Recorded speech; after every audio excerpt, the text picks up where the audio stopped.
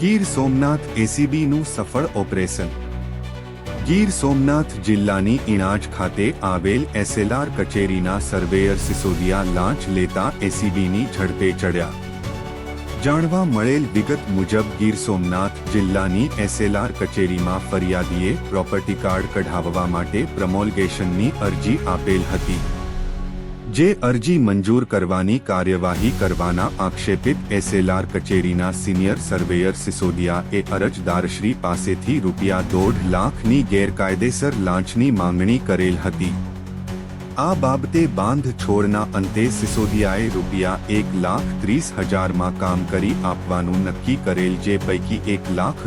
તારીખ 19/4/2025ના રોજ ફરિયાદી પાસે મંગાવેલ હતા। બાકીના ₹30,000 કામ થયા પછી આપવાનું કહેલ, પણ ફરિયાદી લાંચની રકમ આપવા માંગતા ન હતા,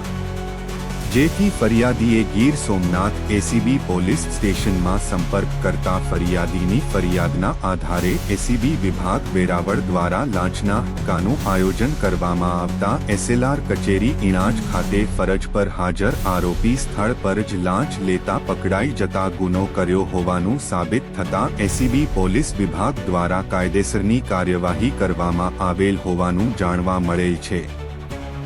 અત્રે ઉલ્લેખનીય છે કે સરકાર દ્વારા સરકારી નોકરિયાતોને મોટો પગાર આપવામાં આવે છે, તેમ છતાં પણ અમુક લાંચિયા અધિકારીઓ અને કર્મચારીઓ લાંચ ન લે ત્યાં સુધી ચેનથી સૂતા ન હોય તેવું સામે આવ્યું છે।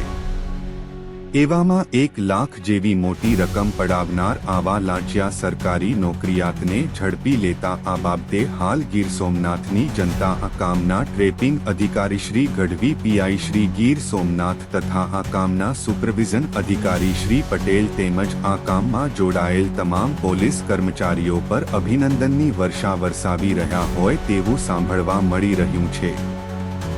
આ બનાવના અનુસંધાને વેરાવળ શહેર તેમજ ગીર સોમનાથ પંથકના લાંચિયા કર્મચારીઓ અને અધિકારીઓમાં ફફડાટ વ્યાપી ગયો હોય તેવી ચર્ચા લોકમુખે સંભળાઈ રહી છે। અહીંયા એ બતાવવું જરૂરી છે કે પ્રોપર્ટી કાર્ડનો નિયમ ફરજિયાત બનતા પ્લોટ મકાન ખરીદનારાઓ,